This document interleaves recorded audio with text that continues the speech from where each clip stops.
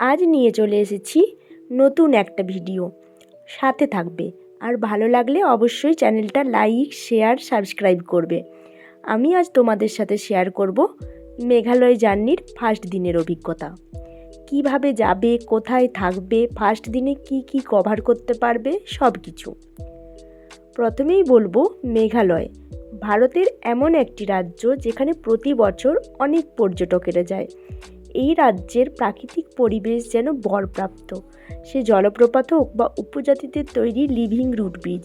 মেঘালয়ের এমন কিছু দর্শনীয় স্থান রয়েছে যেখানে গেলে সত্যিই মন ভালো হয়ে যাবে।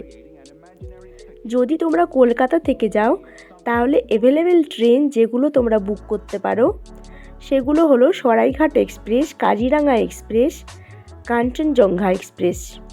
যেতে টাইম লাগবে 18 থেকে 19 ঘন্টা মতো। আমাদের হাতে টাইম কম থাকায় আমরা গেছিলাম ফ্লাইটের থেকে নেচারের সৌন্দর্য অন্যভাবে আমাদের ধরা দিয়েছিল। পেঁজা তুলোর মতো মেঘ দেখে মন ভরে গেছিল। ওখানে পৌঁছেই আমরা গাড়ি বুক করে নিয়েছিলাম। তারপর বেরিয়ে পড়েছিলাম হোটেলের উদ্দেশ্যে।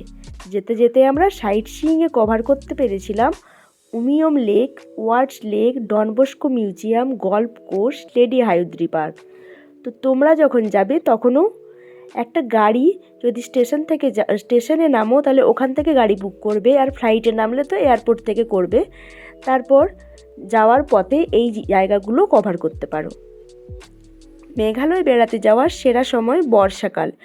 জুলাই থেকে সেপ্টেম্বর পর্যন্ত পর্যটকদের ভিড় লেগে থাকে এ রাজ্যে। Shillong, Cherrapunji, Mawsynram, living root bridge, seven sister জলপ্রপাতের মতো বিভিন্ন পর্যটন কেন্দ্র রয়েছে মেঘালয়ে। তবে মেঘালয়ের অন্যতম আকর্ষণ হয়ে উঠেছে এই উমিয়ম। অনেকেই গুয়াহাটি থেকে শিলং বেড়াতে যান। এই রাস্তাতেই পড়ে উমিয়ম হ্রদ। শিলং থেকে মাত্র 20 কিলোমিটার দূরে গড়ে উঠেছে এই পর্যটন কেন্দ্র। ছবির মতো সুন্দর হ্রদ, কিন্তু এই হ্রদ প্রকৃতির দান নয়। এই হ্রদ তৈরি করেছিল অসমের বিদ্যুৎ পরিষদ। খাসি ভাষায় উমিয়ম শব্দের অর্থ চোখের জলে তৈরি হ্রদ। সে রাজ্যের বাসিন্দারা বলেন অসম থেকে মেঘালয়ে আসার পথে হারিয়ে যাওয়া এক বোনের জন্য অন্য বোনের কান্নার জলে এই হ্রদ তৈরি করা হয়। তবে এখন এই উমিয়ম হ্রদ হয়ে উঠেছে সেলফি জোন, আর স্থানীয়দের ভাষায় এটি এখন বেড়াপানি। জলাশয়কে কেন্দ্র করে আশেপাশে রিসর্ট, হোটেলও গড়ে উঠেছে। বছরের বিভিন্ন সময় এই হ্রদের রং বদলাতে দেখা যায়।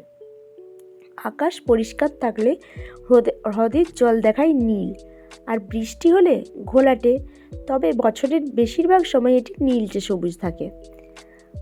আর হ্রদের চারপাশে থাকা পাইনের বন এর সৌন্দর্য আরও বাড়িয়ে তোলে। প্রতি বছর মেঘালয়ে কায়াকি উৎসব আয়োজিত হয় এই হ্রদে। রাইসিং সান ফেস্টিভ্যাল বলা হয় এই উৎসবকে। এছাড়া আপনি সারা বছরই উমিয়ম হ্রদে কায়াকি করতে পারবে। এই ওয়াটার স্পোর্টস ছাড়াও উমিয়ম হ্রদে ওয়াটার সাইকেলিং, স্কুটিং ও বোটিংয়ের সুবিধা আছে।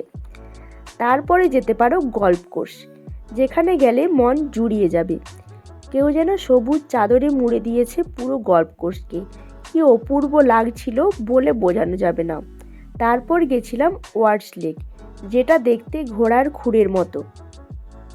বোটানিক্যাল গার্ডেন দিয়ে চারিদিকে ঘেরা। তোমরা চাইলে ওখানে বোটিংও করতে পারো।